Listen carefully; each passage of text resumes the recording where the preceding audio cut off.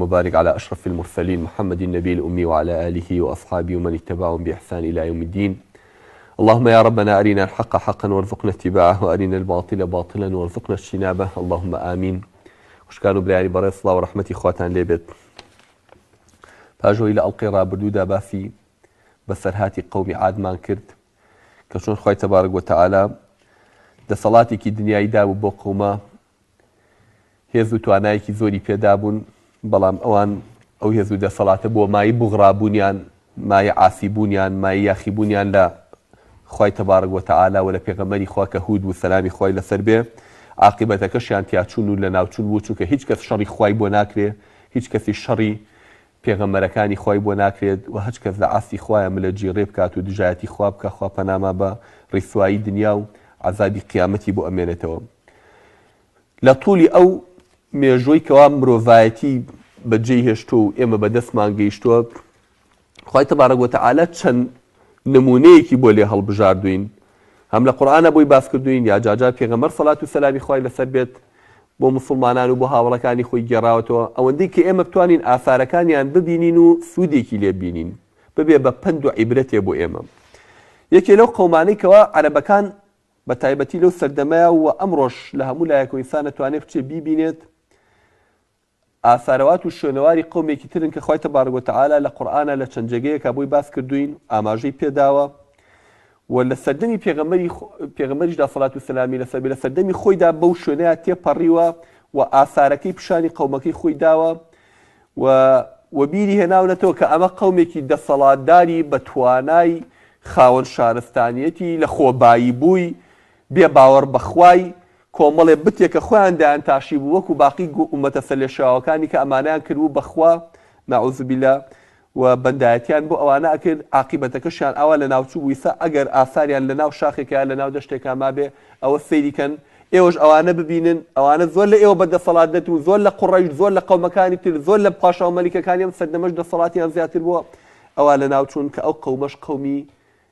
سەمود بوون کە خوا پێغەمبەر ساڵح سەلامی خوای لەسەر بێ ناردی بۆیان بۆ ئاگادارکردنەوەیان. ساڵح سەلامی خوای لەسەر بێ خوای گەورە ناردی بۆ قەومێک کە لە تاریخا بە قەومی سەمود ناسراون و هەنگێک کەسیش لە پیان دەڵێ قەومی مەعینیەکان کە مەعینیەکان پیان وایە لەگەڵ سەمودیەکانە هەر یەک قەوم بوو بن لە دەوروبەری 3000 ساڵ لە پێش زایندا، یعنی نزیکەی 5000 دانە ساڵ لەمەوە پێش ئەو قەومە ژیاون. شوێنی ئەو قەومە، ئاساری ئەو قەومە ئەکەوێتە وڵاتی سعودی ئەمڕۆوە، مەملەکەتی عەرەبستانی سعودی لە مەنتیقەی باکووری نزیک حدودی ئەردەن، نزیک حدودی شام، بە مەدائینی ساڵح ناسراوە، بە شاری حیجر ناسراوە کە ئەمڕۆ کەوێتە محافەزەی عولای سعودیەوە، هەرسەر بە مەنتیقەی مەدینەی منەوەرەیە، بەڵام شارێکە پێوتێ مەدینەی عولا، ئاثارەواتەکانیان لێوێ بەجێماوە، هەمووی لە ناو شاخە کە شاخەکانی هەڵکۆڵیوە، قەسر و باڵەخانەی گەورەیان هەر لە ناو شاخەکانە دروست کردووە لە ڕێگەی بینی مەدینە و بینی تەبوکە. کاتێک کە پێغەمبەری خوا سەڵات و سەلامی خوای لەسەر بێ لە ئاخیری عومریا هێزێکی 40,000 کەسی کۆ کردەوە لە سەحابەکان، 40,000 سەحابە کە هیچ جار جێشی وا گەورەی بەڕێ نەکردو، بە قیادەی خۆی پێشیان کەوت بۆ ڕوبەڕووبوونەوەی ڕۆمەکان بەرەو تەبوک بەڕێکەوت، لە ڕێگایە بە ئاثارەواتی قەومی ساڵحە تێپەڕین و پێغەمبەر صلی الله علیه و سلم هاوڵەکانی ئاگادار کردو کە ئەمە شوێنەواری قەومی ساڵحە وتی بەلایە تێپەڕن و لەسەری مەوەستن و سەیری مەکەن، چونکە ئەمانە غەزەبی خۆیان بە سەراباریوە، ئەگەر هەرەشن سەیریەکەن بە ئەستەغفیرڵڵاه و بە گریانەوە بۆ ئەوەی ئەو غەزەبەی بەسەر ئەوانە باریوە، تاکوی سەکانەوە شوێنی غەزەبی خوا، شوێنی نقمەتی خۆیە با بەسەر ئێوەشانێت. لە دەوروبەری 5000 دانە ساڵە ئەو قەومە لەوێ ژیاون و لە دوای تیاچوونی ئەوانیش هەر ئەو شوێنە ئاوەدانی تیا بووە بە ماوەیەکی زۆر، بە دەوری 1000 ساڵی لە دوای ئەوانەوە لە دەوروبەری 1700 پێش زایندا کە کاتە 3700 ساڵ لەمەوبەر، یعنی تقریبا 1000 ساڵ زیاتر لە دوای لە ناوچوونی قەومی سەمود. اینجا قەومێکی کە بە ناوی لەحیانیەکانەوە هاتن ئەو مەنتیقەیان ئاوەدان کردەوە، لەحیانیەکانیش لە دەوروبەری 3700 ساڵ لەمەوە پێشە لەو مەنتیقەیە، دواتریش لە دوای لەحیانیەکان کە ئەوانیش تیاچوون بە دەوری 900 دانە ساڵ ئەنباڵتیەکان یاخود نفتیەکان هاتن ئەو مەنتیقەیان ئاوەدان کردەوە و نفتیەکان نووسراوی زۆریان لە دوای خۆیان بەجێ هێشتووە و زۆربەی کاتیش دروستکردنی ئەو قەسر و پاڵەخانە و شتانی کە لەوێ هاتووە ئیدەنە پاڵ خۆیان ئەڵێن ئێمە دروستمان کردووە، بەڵام ئەو فەحس و شتە ئاسانیانی کەوا لەو مەنتیقانەیە کراوە سەلماندوێتی کە ئەمە هی زۆر لە پێش ئەوانەوە ئەگەڕێتەوە بۆ نزیکەی 5,000 ساڵ پێش ئیساکەوە قەومی سەمود یاخود مەعینیەکان لەو مەنتیقا دروستیان کرد. وەکو عەرزمان کردن لەکوێیە لە شیمالی سعودیا لە ڕێگەی بینی مەدینە و لە بینی شاری تەبوکە یاخود شاری عولای پێوتی ئەمڕۆ شاری عولاکەتە بینی تەبوک و بینی مەدینەوە ئاسارەکان لەو مەنتیقانەیە. تەنانەت لە ساڵی 2008 بەڕەسمی منەظەمەی تربیە و ثەقافی عالەمی یۆنسکۆ بەڕەسمی دانی پیانەکەەوە مەنتیقەیەکی ئەسەریە و شوێنێکی ئەسەری جیهانیە لە شوێنەوار ئاساریەکانی دنیا. ئەم قەومە لە دوای قەومی عادەوە کە خوای تەبارەک وەتەعالە بۆمان باس دەکات دەفەرمێت واذكروا إذ جعلكم خلفاء من بعد عاد وبوأكم في الأرض تتخذون من سهولها قصورا وتنحتون الجبال بيوتا. کاتێک کە پێغەمبەر صالح هات سەلامی خوای لەسەر بێ ئەوەی بیری قەومەکەی خستەوە کە ئێوە لە دوای قەومی عاد یعنی تا ئەو کاتە ئاسارەوات و شوێنەواری تیاچوونی قەومی عاد ئەو چیرۆکەی کە قەومی عاد بەسەریان هاتوو چۆن لە ناوچوون دوایی کە دەسەڵاتێکی چەند گەوریان هەبوو شارستانێتێکی چەند گەوریاندا مەزرانەوە لە خۆیان بغرابوون لە ناو خەڵکام حکایەتە ئەگەردرایەوە. قەومی سەمود چیرۆکی عادیەکانیان ئەزانی بۆیە کە صالح سەلامی خوای لەسەر بێ بیری هێنانەوە تی لە خۆتان بغرا مەبن عادتان لەبیر بێت. ئەو عادەی کەوا لەم یخلق مثلها فی البلاد شاری وایان دروست دەکرد لە هەموو جیهانە و لە هەموو مەملەکەتەکانی دنیا نمونەی وای تیادا نەبوو بەو شێوەیە تیادا نەبوو. بۆیە کە ئەوانتان لەبێ واذكروا إذ جعلكم خلفاء من بعد عاد ئێوەی کرد بە جێنشینەوە ئەرزەی رایە دەست ئێوە لە دوای قەومی عاد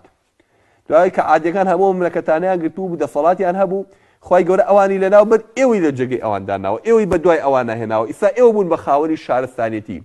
چەند هەزار ساڵێک تێپەڕی بوو بە دوایانە بەڵام تاریخی عادیەکانیان لێون نەبوو باز دەکرا. پێشتر نوح سەلامی خوای لەسەر بێ لە سەردەمی ئەوە کە سەراسەری دنیا بە حەزارەت و بە شارستانێتی و بە کەسانێکی دەسەڵاتدار پڕ ببووە خوا هەمیانی لەناو بر کاتێکم لە جیڕیان کرد لە ئاسی فەرمانەکانی خوایە کە ئەوان لەناو چوون قەومی عاد هاتن لە بیریان چۆ چی بەسەر با و باپیرانیان نەهاتوە چۆن هەموو مرۆڤایەتی بەجارێ لەناو چووە کاتێکە لە فەرمانی خوا دەرچووە بە هەمان غەڵەتی ئەوان ناڕۆشتن خوای گەورە جاری کەش ئەوانی بنەبڕ کرد و لە بن هێنانی. ئەوە ئیساش قەومێکی تر هاتوون بە ناوی قەومی سەمودەوە یاخود مەعینیەکانەوە ئەمانیش بە هەمان شێوە پاشووی ماوەی دەسەڵاتیان زۆر بووە مەملەکەتیان بەدەستەوەیە هێز و توانایەکی باشیان هەیە ئەو شاخاناتە فەرەوتە بۆیان بازگاڵە تتەخیزون من سهولها قصورا لە شوێنی تەختایە قەسرتانە بر بە ئاسمانەوە تەنحیتون الجبال بیوتە شاخەکانیشتان هەڵە کۆڵی ماڵ و خان و قەسری گەورەتان لەناو چیاکانە یاخود لەناو شاخەکانە دروست دەکەن. ئەم دەسەڵاتی ئینسان کاتێک کە خۆی بینێت توانای دروستکردنی باڵەخانەی گەورەی هەیە سیلاحی چاکیە لەشکرێکی زۆری هەیە لەشیان ساغە مەملەکەتێکی زۆریان بەدەستێ پارە خۆشی ڕابواردنی دنیا ئیتر وازانێت تەواو ئیشیان بەخوا نەماوە. ئەم بەشەرە ئین الإنسان لەیەطغا ئەن ڕائاه استەغنا خوا لە قورئانە بەما باس دەکا ئین الإنسان ئەڵێ بەڕاستی ئەم ئینسانە لەیەطغا بەتەئکید تووشی توغیان و ملهوڕیە بێ ئەن ڕائاه استەغنا هەچ کاتێک خۆی بینێ دەوڵەمەند بووە هەچ کاتێک کە خۆی بینی ئەوە دەوڵەمەند و هێز و توانا و دەسەڵاتی هەیە بوغرا بێ وازانیتر ئیشی بەخوا نەماوە وازانیتر خوا نابێتە دەخول لە کاری ئەما بکە ئەم بە زیرەکی خۆی بە ئازایەتی خۆی بە لێهاتوێتی خۆی توانێتی بگا بەمە وەکو چۆن ئەمڕۆ زاناکانی ئەمڕۆوا بە شێوەیەک بوغرا بوون ئەڵێ نەتوانین بە دوو قومبەلەی هایدرۆجینی بە سێ قومبەلەی هایدرۆجینی هەموو دنیا بۆکەین بە دوو کەرتەوە بلەت و پەتیکەین ئەگەر بەردێکیش لە ئاسمان و باریا سێرێکیش بەرە ڕووی زەوی بێت چی فاروخێکی بۆڵین و دوو قومبەلی هایدرۆجینیان زەڕی پێوانین ئەیتەقینینەوە نایڵین وافلیمەکانیان وامان پیشانێن ئەگەر هەچی خەتەرێک ڕوبەرووی زەوی بێتەوە بە ئەمان بە عیلم و تەکنۆلۆجیەکان تەدەخولەکەن نازانن کە خوای گەورە قەومانێکی لەناو بردووە زۆر لەوانەی ئەمڕۆژ بەتواناتر و بەدەسەڵاتر و بەهێزتریش قل سيروا في الأرض فانظروا كيف كان عاقبة الذين من قبلكم كانوا أشد منكم قوة وأثاروا الأرض وعمروها أكثر مما عمروها خوا فەرمێت بڕۆ سەیرکەن لە ئەرزا بگەڕێن بە دوای شوێنەوار و ئاثاری قەومەکانی پێش خۆتانە بزانن زۆر لە ئێوە بەدەسەڵاتر بوون لە ئێوە بەتواناتر بوون تەمەنیان زیاتر بوو لە شولار و قەڵافەتیان بەهێزتر بوو حەزارەتی گەورەتریان دروست کرد بەڵام هیچ کارتیان ئەوانە حەزارەتەکان و عیلمەکان فریان نەکە و کاتێکەوە لاساریان کرد لە ئاسمەروانەکانی خوایەوە خوای گەورە غەزەبی لێگرتن و بڕیاری لە ناوچوونی دەرکردن صالحش سەلامی خوای لەسەر بێ وەکو هەموو پێغەمبەرەکانی کە هاتووە بۆ قەومەکەی خۆی ئاگاداریان کاتەوە کە پێیان بڵێ چی یا قەومی اعبدوا الله ما لكم من إله غيره ئەمە ڕیسالە و پەیامی هەموو پێغەمبەرێکە سەڵات و سەلامی خۆیان لەسەر بێت کە بۆ قەومەکانیان هێناوە یا قەومی اعبدوا الله ما لكم من إله غيره قەومەکەم من نەهاتووم داوای هیچتان لێ ناکەم داوای هیچ دەسەڵات و پاداش و پارە و ئەجێکتان لێ ناکەم بەس ئەوەتان پێڵم من پێغەمبەرێکی خوام هێناومی ناردوومی بۆ لای ئێوە ئاگادارتان بکەمەوە کە خوایەکتان هەیە کە ئێوە بۆ سوعبەت و گاڵتە و گەب دروست نەبوون لەم دنیایە اعبدوا الله ئەو خوایە پەرستن ما لكم من إله غيره شەریکی نییە ئێوە هیچ خوایەکتان نییە غێری ئەو ئەڵڵایە نەبێت کە ئێوەی هێناوەتە بوون وڵاتێکی کوسین یابانی ئەمڕۆ لەو پەڕی پێشکەوتنە معقولە ئەچیتە ئەنجومەنی وەزیرانیانەوە ڕسمێکی بوزا دانراوە سەر وەزیرانەکەشە بێ هەموو بەیانێ بێ سوژدەی بۆ بەرێ و مری خۆی دانەوێنێ ئەچێتە هەش دایرێک و ڕسمێکی بوزا هەیکەلێکی بوزای داناوە نەعوذ بالله تۆ سەر بۆ ئەمە دانەوێن تو سوژدە بۆ ئەمە بەری یعنی وا نەزانن ئەمە ناحیە علم پێشکەوتۆ تەکنۆلۆژیا پێشکەوتۆ عەقڵیەتی ئەمانە لە عاسی دینەکەی سوبحان الله شەیتان وای فری داون عەقڵی بۆ ناشکێ ئەم بتە چ مقەدەسیەتێکی تایە هەیکەلێ خۆمان دروستمان کردووە معمەل دروستی کردووە بەدەستی دارتاشێ وەستایەک پەیکەرسازێک دروست کراوە معقولە من سەر بۆ ئەمە دانوێنم معقولە ناو کڵێسەکان و هەیکەلەکانی مەسیحی و جوولەکانیش هەر هەموو پڕبێ لە ڕسمی عیسا و دایە مەریەم و ئەمە بەسەڵب کراوە ئەمە هەڵواسراوە ئەمە مەریەمە لە خۆیەدا بۆ کوڕەکەی و خەفت بۆ خافرمێسک بەچایەتە خوارەوە عالەمەش سوژدەی بۆ بەرەو دەستی پیابێنێ و بە مبارەک و بە مقەدەسی بزانێت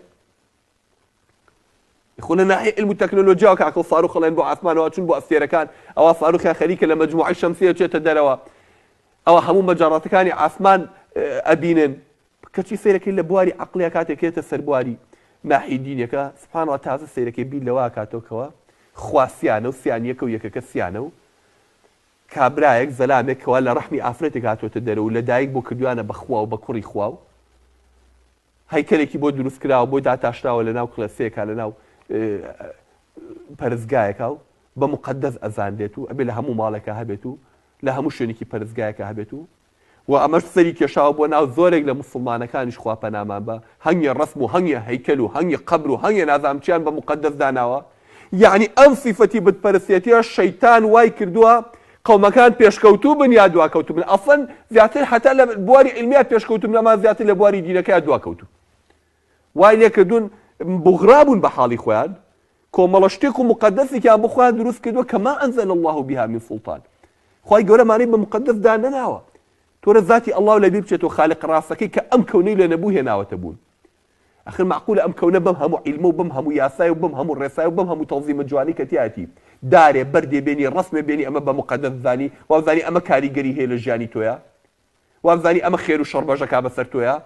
وازانی ئەمە دەفعی بەڵاو لەسەرەکە ئەمە ڕسقەیە بە تۆ ئەمە کوڕ دەیاتیە کچ دەیاتیە بە هەموو عەقڵ تۆ پێ دوابێ قەبرێکە شێخێکە پەیامبەرێکە پیاو مبارەکێکە هەیکەلێکە بتێکە ئەمانە تەدەخول لە کاری خوایە بکەن ئەم پێغەمبەرە نازارانە سەڵات و سەلامی خوایان لەسەر بێ هەر هەموو هاتوون و تویانە اعبدوا الله ما لكم من إله غيره وەرن ئەڵڵا بپەرستن خوای کەتان نییە پەروەردگاری کەتان نییە خالقی خێر و شەڕە هەموو شت بەدەست ئەوە ئەمەش پەیامی ساڵح بۆ قەومەکەی خۆی سەلامی خوای لەسەر بێت وەوەکو چۆن کاتی خۆی وەرەقەی کوڕی نەوفەل بە پێغەمبەری وت سەڵات و سەلامی خوای لەسەر بێت کاتێکە بۆی گێڕایە لە ئەشکەوتەکەیە چی دیوە وتی یا لەیتەنی كنت فيها جزعا حين ما يخرجك قومك ئای خۆزگە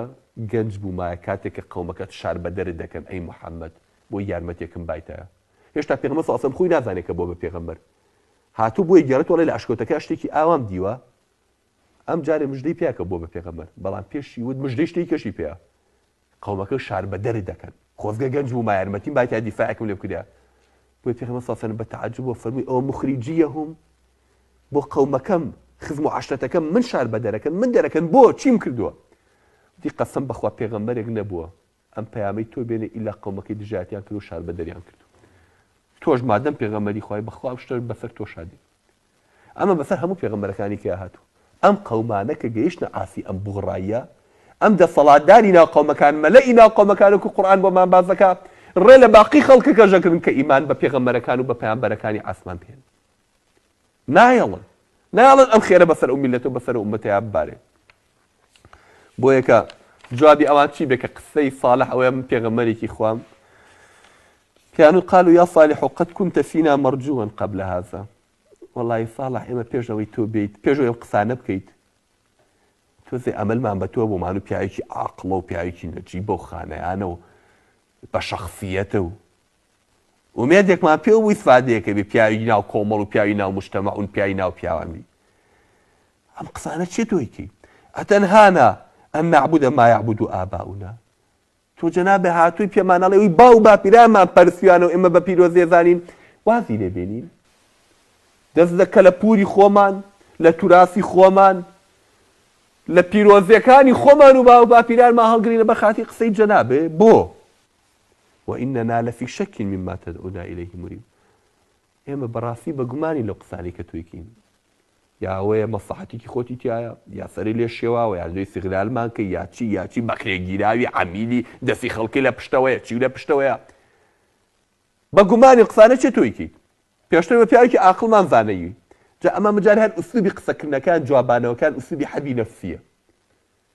یان تۆ پیاوێکی چاکی تۆ پیاوێکی عاقڵی تۆ پیاوێکی نەجیبی کاکە تۆ ئەوەی پێشتر هەموو سیقەمان پێکردووی ئەمە چێن قسانایکی تێکچووی کە قسەی پێوتویت جنۆکە دەستی لێوە شانوویت فێحریان لێ کردویت ئەمە بە هەموو پێغەمبەرەکان ئاوتراوە پیاوە تۆ پێشتر عاقڵتر و عاقڵ بوویت و هەموو سیقەمان پێکردووی ئەمە چییە؟ یعنی پێغەمبەری خوا سەڵات و سەلامی خوا لەسەر بێ هەموو قوڕەیش ڕازی بوون بەوەی کەوا بە سڵحی محەممەد سەڵات و سەلامی خوا لەسەر بێ کاتێک کە نانەزانی کێ بەردەڕەشەکە بخاتۆ جێگەی خۆی کەعبەیان تەعمیر کردەوە بە سڵحەکەی ئەو ڕازی بوون لە هەموو مەسائلەکانە بۆ کافرەکان کە باوەڕیان بە محەممەد نەهێنابوو ماڵی محەممەدیان کردبوو بە بانق سەڵات و سەلامی خوای لەسەر بێ ئەگەر ئەمانەتێکیان هەبووایە ئەچون لە ماڵی ئەویان داننا چونکەیان زانی چ دەستپاکێکە و درۆ ناکە و خیانەت ناکە کەچی لەم قەزەی دینێ ئاوە شەیتان فری پێ بردوون گاڵتەیان پێکرد یان بزانە سحری لێ کراوە بزانە کێ جادووی لێ کردووی نوشتیان لێ کردووی یا مەسلحەتێکی خۆتی تیا چیەکەیت باوەڕیان پێ نەکرد قسەکەیان ڕەدەکردەوە هەماشتیش بە ساڵح و درا سەلامی خوای لەسەر بێت بە ئوسلوبە نەرمەکەی خۆی وەکو هەموو پێغەمبەرەکانی بەبێت و ڕەبوون بە شێوەی بەزەی هاتنەوە بە قەومی خۆیان چوو کازانێت چی چاوەڕێیانە کاگە لەسەر ئەم فەساد و کفر و بێدینی خۆیان بەردەوام بن یا قەومی قەومە بەڕێزەکەم قەومە خۆشەویستەکەم هۆ قەومەکەم هۆ خزمەکانم هۆ عەشرەتەکەم ئەڕەئەیت من كنت على بەینەة من ربي وآتاني منه رحمة. باشە ئەگەر ئێوە پێتان وایە ئەگەر من سوورە زانم لای خواوە نێردراوم سوورە زانم خوا وعدێکە و یاخود پەیامێکە و نامەیەکە بە منە نردوێت یعنی تانێ خۆم نەفسی خۆم بەدۆخەوە لە خۆمە مەخەنە گومانەوە کە من سحرم لێکرابێ کە من جادوم لێکرابێ نە نەخۆشی نەفسیم هەبووە نە پێشتری دیعای شتێکی وام کردو نشتیوە هاتۆ بە خەیاڵمە من ئەوتام لەسەر بەڵگەیەک خوای گەورە پەیامبەری خۆی بۆ ناردوم جوبریلی بۆ ناردوم وحی پیان ناردوم قسەی لەگەڵا کردوم تانێ لە خۆشم کەومە گومانەوە فمن ينصرني من الله إن عصيته آخر أجر من بشكم أخوة بقصي إخوانا كم بقصي إيوه بكم إيوه على نوازم لم خرافيات وقصوا بروبوشانا بينا آخر كم تفريامك شان إخوة بمن أكريه شان إخوة بإيوه أكريه فما تزيدونني غير التخسير أنا أقول كان مثلا من إيشا بيانو صار عند الزمان هالقرا وأنا ثاني بقول لكم الله خذ ما أنا قرب الرزق أخوته عشرة كونه بوا تفلتوا ما أنا كدي بربران ما أنا كدي نمشارا ما كدي تدرو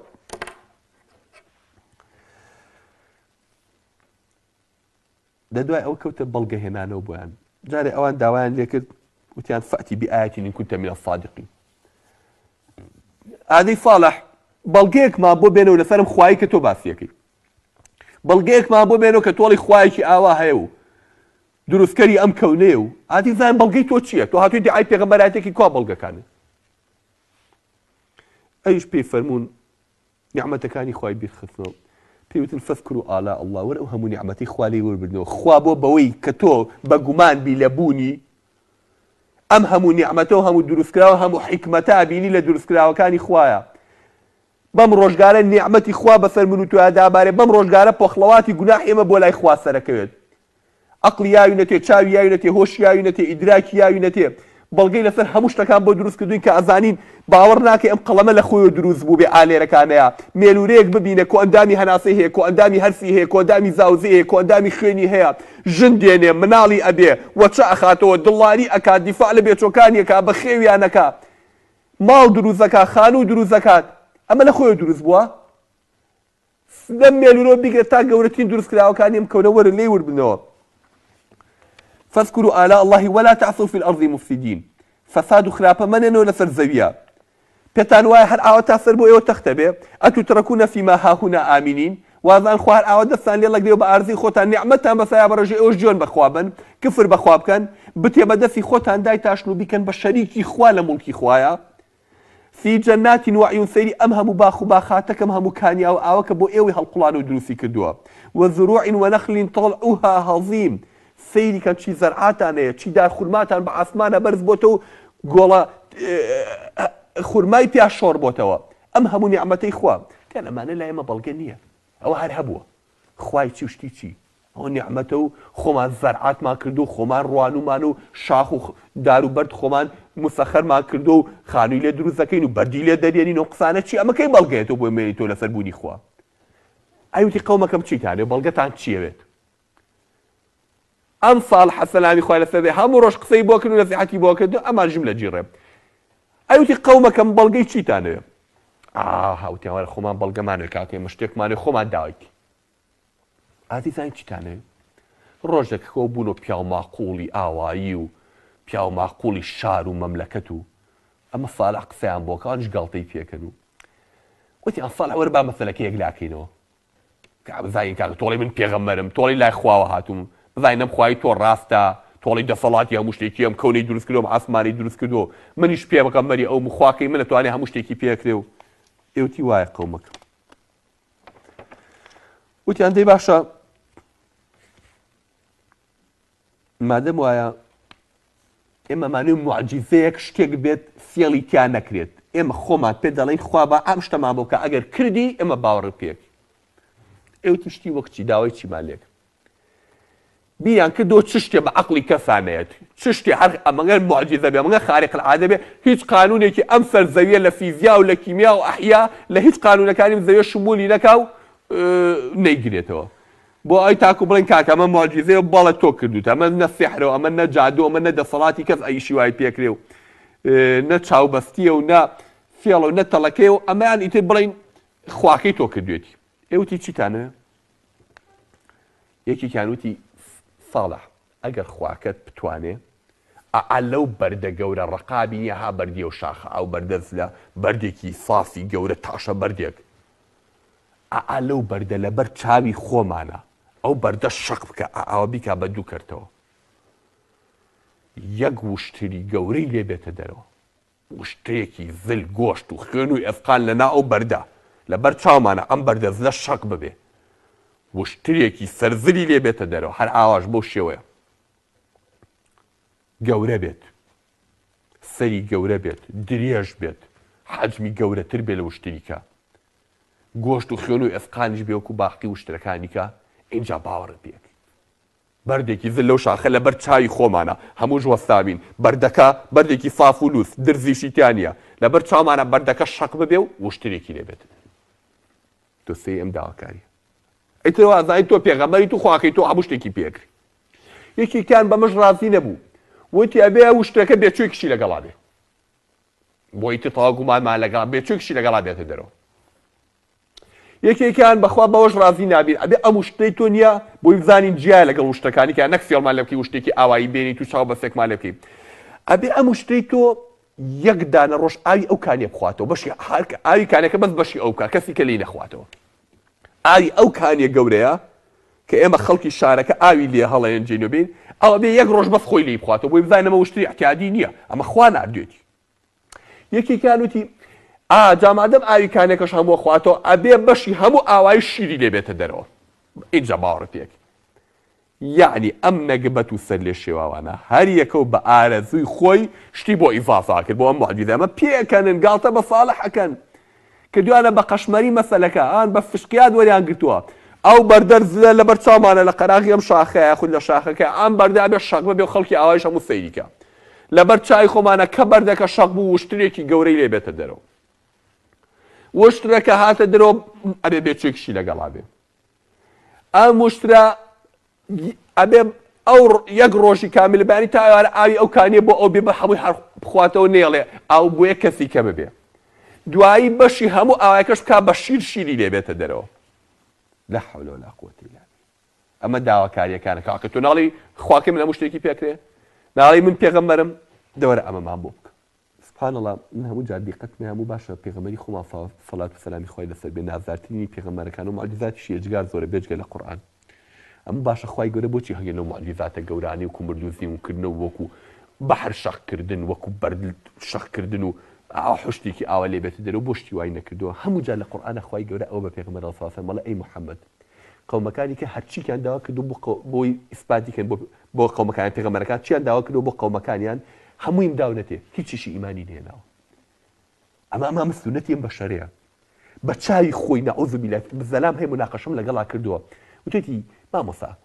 بە چاوی خۆم خوا ببینم باوەڕی پێ ناکەم. ئەمی خۆی یەکلا کردوێتەوە وإذ يروا كسفا من السماء ساقطا يقول سحاب مركوم خوا پەناما بە خوا فەرمێ ئەو ئاسمانە بکەم بە کەرتەبەرد هەمووی تاشە بەر بێ بیبارێنم وەک باران بەسەر تەپی سەریانە هەر لە سروش بوو ناڵێ خوا بوو. ئامادە نیە بڵێ خوا بوو موقفی وەرگرتووە ئانە بەس ئاگری جەهەنەم دەرحەقیان دێت هۆشی بە بەرادێنێتەوە. وا کوێرایی داهاتەوە بە شێوەیەک ئەو مێشکەی خۆی جام کردووە وا عەقڵی خۆی دۆگما کردووە چاوی خۆی وا پەردەهێناوە بەسەر چاوی و گوێی خۆی بەستۆ لە ئاستی حەقا هەموو بەڵگەی دنیای بۆ بێنیتەوە موقفی پێشتری وەرگرتووە ئیمان ناهێنێ. ئێرە ئەمە داواکاری تۆ لەم پێغەمبەری بکەیت ئەم هەموو معجزاتی خۆیانمانەوە تا لە بەردەسایەتەوە بەمانە عەقڵە نەبێ ئامادە نیە بڵێ پشقەیەک بەبێ مەڕ و بزنە بێ کەچی ئامادە بڵێ ئەم کەون و کایناتە بەبێ خوا دروست بووە. کاتێکیش کە داوای ئەم بەڵگا ناکەن پێغەمبەر ساڵح بەس بۆ ئەوەی تر حوجیان لەسەردانێ باشە قەومەکەم هەستا هاتە شوێنی عیبادەتەکەی و پاڕایە و شەو تا بەیانی گریا و لەخوا پاڕایەتی خوای ئەمەشیان بۆ بکە ئەمەشیان بۆ بکە بایتر هیچ حوجەیە نەمێنێتەوە بەس خوای گەورە خۆی زانێتی ئەم ساڵح مەیان بۆ بکەم. بەڵام هەموو عادەتی هەموو جار خوای تەبارەک وتەعالا سنەتی خوا وا بووە لەسەر لەگەڵ قەومەکانە ئەگەر داوای معجزاتی ئاوا گەورەیان کردوێ ئەگەر دوای ئەوە ئیمانیان نێنابێ ئیلا ئەو قەومەی نەغڕۆ کردو لە ناوی بردووە هەر لە بن هێناوینێتە دەرەوە نەیهێشت و نا ئەوەی کە داوای معجزاتی ئاوای کرد لە دوای ئەمەشان ئیمان نێنێ ئەنێمە بەخوا ڕابێری نەعوذ بالله نەیجازانە خوا چی لێکە ئینەهم یەکیدونە کەیدا وەئەکیدو کەیدا فەمەهیل الکافرین ئەمهلهم ڕۆیدا ئەوان فێڵ لە خواکەن دەزانە خوا چیان لێکە. هاتن بە عیسا و سەلامی خوای لەسەر بیشەڵا دواترێگە هاتیە سەر باسە عیسا باسی کرد جا عیسا مانوێ لەو ئاسمانە خوا لەبەر چاوی هەموو شار و ئاواییە یەک مێز بێنێتە خوارەوە لەم سەری شارەوە بۆ ئەو سەری شار مێز تەپڵێکەوەی کە لە مەطعەمە دانیشتی لەسەر خۆی کە بێنێتە خوارە لەبەر چاوی خۆمانە لە ئاسمانەوە شۆڕ بێت و تا ناوەڕاستی شارە ئەوەسێ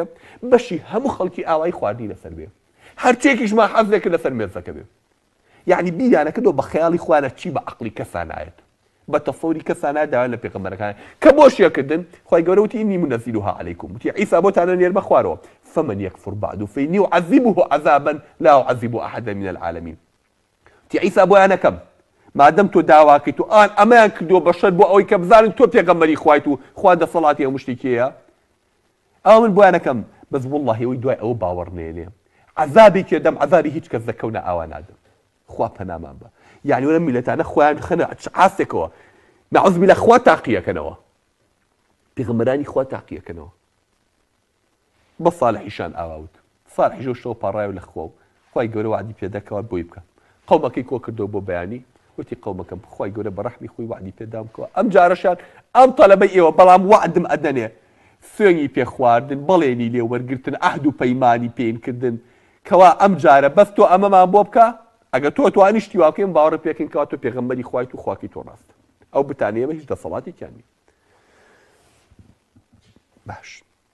خەڵکی ئاوایی کۆبوونە و پیا و ماقوڵانی ئاوایی کۆبوونە و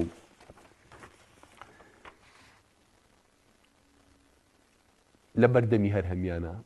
ساڵح دەستی بەرز کردو بۆ ئاسمان پەروەردگارە وعدەکەت داوای ئەویان کردو قەومەکەم خۆت ئاگار لێ ئەمەشمان بۆ بکە لەبەر چاوی هەر هەمیانە ئەم بەردە شەق بوو ئەم وشترەی لێ هاتە دەر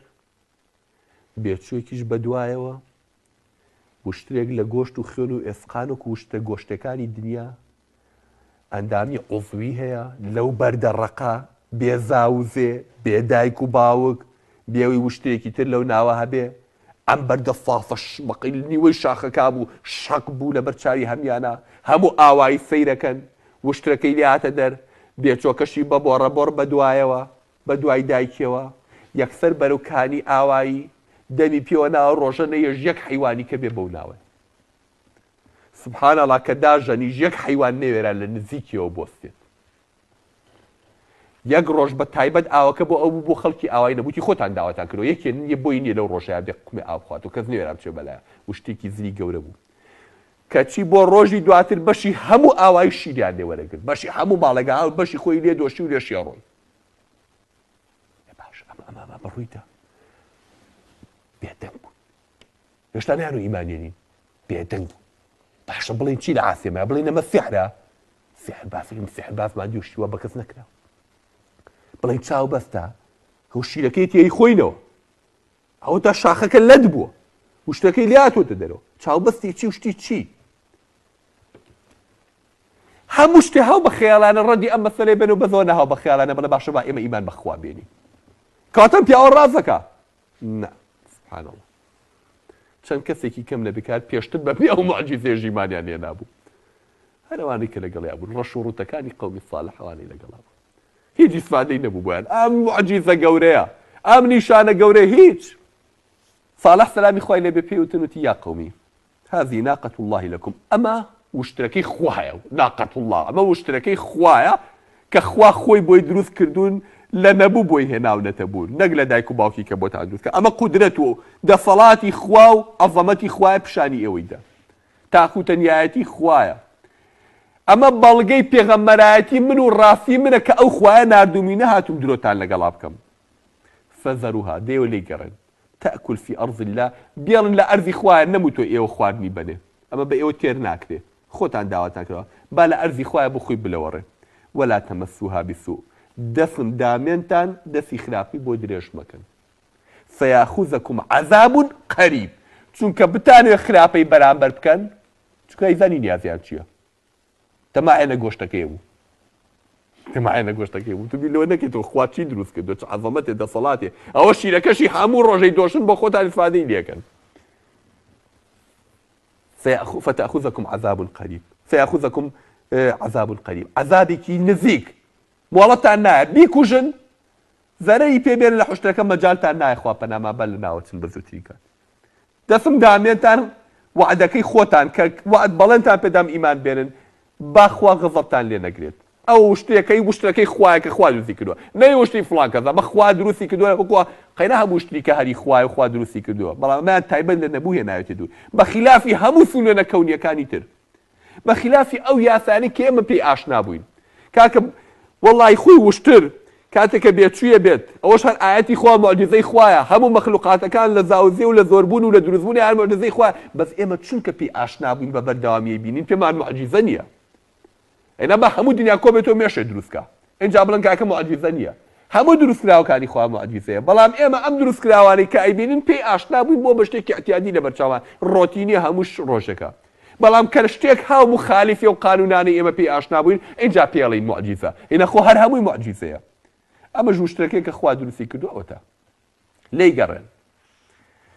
ماوەیە خۆیان گرت و ماوەیە لە موعامەرات بوون بۆی و ماوەیەک ئاوە ئەوەی کە مفەسیرەکانی گێڕنەوەڵن دوو ئافرەتی نەکبەت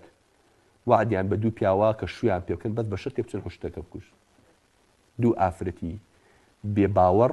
تەڵانەوانی زۆربەی ماڵەکانەوانی کە ڕقیان لە ساڵح بوو ڕقیان لە موعجیزە گەوری ساڵە بوو هەر لەی بەهین بوون وعدیان نا بە دوو پیاوی پیاو کوژی خراپترین کەسی قەومەکە کاگەر ئێوە بێن ئەو شترە بکوژن ئێمە شوتان پێکەین با مارەیەکەمانەوە بێ مارەیەکەمانەوە بێت تۆ دوژایەتی خوا بکەی بۆی کە ئەو شترە بکوژن ئاخر وشتە چه زەرەرێکی لێەوە داوە لە خێر و بەرەکەت بۆ زیاتری چیکەی نەبوو بەس بیکوژن مێڵە قسەی ساڵح سەر بگرین با دینی باو باپیرانمان تێک نەچێ ئەم دوو نەکبەتەش هاتن نۆ پێڕیان بکو بڵێن نۆ عەسابە نۆ دەستە چەتەی ناو خراپە خراپترین کەسەکانی ناو شاری سەمود تسعة رهط في المدينة کە هەر خەریکی خراپە و فەساد بوون نۆ پێڕ بوون لە گەڕەکە جیاکانە لەگەڵ ئەمانە ئیتیفاقیان کرد کە پێکەوە بە یەک جار بیکوژن بۆی بەسەرێکی کیانان نەیە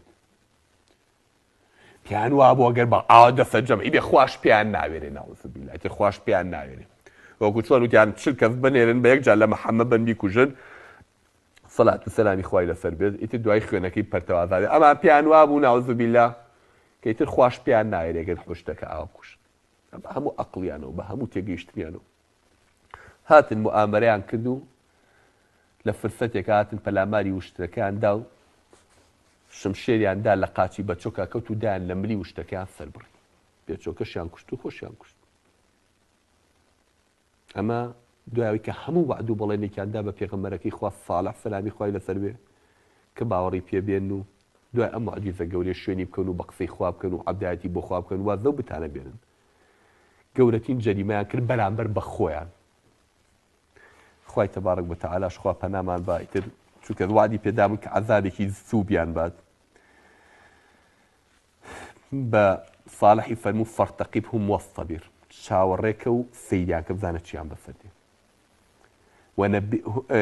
فنادوا صاحبهم فتعاطى فعقر دوایەوەی کە ئەو زەلامەیان با کرد حوشتەکەی کوشت خوا فەرمێ فەکەیف کان عەزابی وەنوزور ئەی عەزابەکەی من دوای ئەوە چۆن بوو چیان بەسەر هات. إنا أرسلنا عليهم صيحة واحدة فكانوا كهشيم المحتضر. یەک زرماڵە یەک ناڵم بۆ ناردنە سەریان پەڕ و باڵی بە ئاسمانە بردن ئەوەی پێی وترا حەزارەت ئەوەی ئەو قەومە پێی ئەنازین پەڕ و باڵی بە ئاسمانە بردن شوێنەوارێکیان لە ناو شاخەکانە ماوەتەوە بۆی خەڵک بزانێ ئەمە چ نەکبەتێ کاتی خۆی لێرە ژیاوە خوا چۆن نەغڕۆی کردوون و چۆن لە ناوی بردن بە یەک زرمەکە کەس نازانێت زرمێکی بوو. ئاسمانی بەسەرا بارانن عەرزی لەژێر پێقڵی شانن ئاگری بەسەرا بارانن بەردی بەسەرا هێنان یەک زرمە هاو ئەو قەومە ئەو شار و مەملەکەتەر هەمووی بەجارێ لە ناوچوو. تەمان ڕواتەکان بۆمانە گەنەوەڵە پێش ئەوە خوا پەنامان بە سێ دانە ڕۆژ ڕەنیان تێکچوو ڕۆژی یەکەم ڕەنیان زەد بوو ڕۆژی دووەمیان ڕەنیان سوور هەڵگەرا ڕۆژی سێم ڕەنیان ڕەش بوو سەیر یەکتریانەکە کە چێ قەنەعەتیان ناکرد یانە هەوو جەوەکە گۆڕاوە لەبەر چاویەکە بوو تۆزەوە زاکە لە ڕۆژی چوارەما یەک زرمە هات یەک ناڵە هات خوا پەنامان بە هەر هەمیانی لە ناو برد سەیحەیەک زرمەیەک ناڵەیەک نرکەیەک هاو مەگە خوا بزانێ خۆی چی بووە بێ ئەمڕۆ عالمەکان بچن بە دوای ئاسارا بگەڕێنەوە مۆنتیقەیە ئاساری بورکانی پێوە دیارە ئاساری بوو مەلەرزەی گەوری پێوە دیارە بەڵام سەبەبە گەورەکە چی بۆ مانی پێ لە ناوچوون مەگەر خوای گەورە خۆی بیزانێت. ئەوە ژێکێک لە قەومەکانی تر کەم لە جیڕیان کرد لە ئاستی خوایە لە خاوەن حەزارەت و شارستانێتیەکان کە لە جیاتی سپاسی خوا بکەن لەسەرەوە عیلم و توانا و دەسەڵاتی کە پێیان فەساد و بێئەخلاقی و بەدڕەوشتی و کفریان پێکرد لەسەر ئەرزا نەتیجیان بۆ گەیشت کە ئەوە بوو بە پەنگ و عیبرەت بۆ هەموو حەزارەتەکان و قەومەکانی کەش دوای خۆی. ئەوە نوح ئاوایان بەسەر هات ئەوە عاد وایان بەسەر هات ئەوە سەمود وایان بەسەر هات. ئەمە حکایەت نییە حکایەتی حکایەت خوانێک نییە لە گوێ ئاگردانە بۆ خۆشی و بۆ سۆحبەت و شەو بەسەر بردن و کات بەسەر بردن بگەردرێتەوە. ئەمە خوای پەروەردگارمان خالقی عەرز و ئاسمان بۆ ئێمە یەگێڕێتەوە بۆی ئێمە عاقڵ بین و دەرز و عیبرەتی لێ وەرگرین پەندی لێ وەربگرین بوغڕا نەبین بە خۆمان چونکە ئەزانەی ئێمەش ئاوا لە سەردەمێکەوە لە فتوویەکە دەسەڵاتمان و عیلمان و تەکنۆلۆجیا و تەیارە و ساڕوخ و دەبابەکان و زەڕیەکانمان بوغڕامانەکا و داڵی خوا نییە نەعوذ بالله. باوەڕی بە بتێکەیەکەوە خێر و شەڕ بەدەزەو بێ هەیە پارەیەک یا ملیۆنکێ مورویەکی شینی کردوێتە ملی پێ خێری بۆ دێنێ دەفعی بەڵای نییە کە کەچی باوەڕی بەخوا نیە نەعوذ بالله. هەیە سەری شاخی حیوانێکی کردووە بە سەرهینی ماڵەکەیەوە بە دیکۆری ماڵەکەیەوە بۆی چاو نفوس و بەڵای لەسەر دەفعەکە بەس باوەڕی بەخی بۆ نییە کە خوا خێر و شەڕ بەدەست ئەوە دەفعی بەڵای لەسەرەکە. ئەم بەشەرە بەس لە ئاستی خوایە ئاوایە هەرچێکی کەی پێ بڵێ بڵێ درێ بە سوودفە دروست بۆ قبوڵێتی بڵێ سروشت هەر لە خۆی دروستی کردو بەدڵێتی بڵێ دار بەرد هەرچی بڵێ مشکلی نیە بەس مەڵێ خوا بەس مەڵێ ئەڵڵا مشکل شەڕی ئەوان لەگەڵ ئەڵڵایە. ئامادە نییە من بۆ خوای تەبارەک وەتەعالە بۆ خالقەکەی بۆ بەدیێنەکەی بۆ ڕاستقەکەی کە شەو ڕۆژ ڕستکێدا ملی عەبدایەتی بۆ دابنوێنێ ئەبێ عاقیبەتیوانش هەر بۆوانی پێشوو بگا بۆ خواش بێ منەت بەخوا خوا بێ منەت بەخوا هەر هەمومان شەڕ لەگەڵ خوایە بکەین ئەمەندە زەرەر بەخوا ناگەێنین بەخوا هەر هەمووشمان عەبدایەتی بۆ خوا بکەین و ملکەچی بۆ خوا بکەین ئەمەندە لە مڵکی خوا زیان ناکەین بەخوا هەرچی بکەین لە چاک و لە خراپە بۆ خۆمان و دێتەوە ڕێگەی خۆمان. ئەو پێغەمبەرە نازدارانش هاتون تووشی ئەو هەموو عەزاب و ناخۆشیە بوون بەس بۆ ئێمە ئاگادارکەنەوە بۆی بێدارمانکەنەوە چونکە ئەزانن دەسەڵات و دەوڵەمەنی و خۆشی و ڕابواردنی دنیا چۆن عەبدەکانی خوا فریوەدا خالقەکەی خۆیان لە بیرەکە. خوای گەورە ژوە نەبێ هەر ئاوایە سەرغەزەب لە عەبدەکانی خۆی بگرێ 1001 بەڵگە بۆ هێنێتەوە و چەندین ساڵیش لەسەر دەوەستێ و مۆڵەتیش دەیە و عقلیش دەیاتێ و چەندین نمونەی پێشتیشی پیشانەدا هەرچی پێویست بێ بۆی عاقڵبی بۆ دەنێرێت و بۆ مەیسەرەکات ئەگەر دوای هەموو ئەمانەت تۆ هەرمە لە جیڕەو کردو نەگەڕایتەوە دەیتر ئۆباڵی خۆت بە ئەسوی خۆت. ئەمە ئەو حەقیقەتەیە کە هەموو پێغەمبەرەکان لە پێناویە هاتوون و لە پێناویە خەباتیان کردووە و زۆربیان گیانی خۆیان لە پێناوە داناوە و هەتا ڕۆژی قیامەتیش ئەم سنەتی خۆیان بەردەوامە بێ نە شەیتانە خەوێت و دەسەڵەگرێ نە ئەلحەمدولیا لەسەر ئەرزیشە وشەی خواو نەبێ بەڵام ئیتر شەڕێکی بەردەوامە. ئافرین بۆ ئەو کەسەی کە ڕێبازی خوا هەڵەبژێرێت و عەبدی خوایە و خوا لە خۆی ڕازیەکە واوەیلا و نەکبەتیش بۆ ئەو کەسانەی کە لە شەڕکردن لەگەڵ خوایەتیا چوون هەم ڕیسوای دنیا هەم ڕۆژی قیامەتیش و چاوەڕێی عەزابی هەتاتایی خوا بن. خی گەورە بێدەرمان بکاتەوە ئینشاءڵڵا. خی گەورە هیدایەتی هەموو لایەک باد هەتاکو ئەڵلقەیەکی تر بە خزمەتانەگەمەوە لەگەڵ یەکێک لە پێغەمبەرەکانی تر و لە بافی شارستانێتێکی تر و مەسەلەیەکی تردا. أقول قولي هذا واستغفر الله لي ولكم وصلى الله على محمد النبي الأمي وعلى آله وصحبه أجمعين.